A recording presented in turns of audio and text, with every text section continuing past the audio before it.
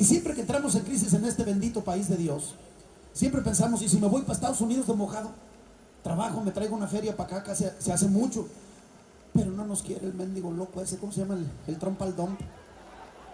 El Trump al Dump. Bueno, allá le dicen Donald Trump, pero para nosotros es Trump al Dump, o sea, hocico de basurero. Puro basura tiene ese güey. Yo digo, a ver, si tanto odia México, entonces ¿para qué se peina como queso de Oaxaca? A ver, que le pide prestado de acá para acá, con sus pelos de lote. Si no hay nada más mexicano que una buena mazorca de maíz con pelo de lote.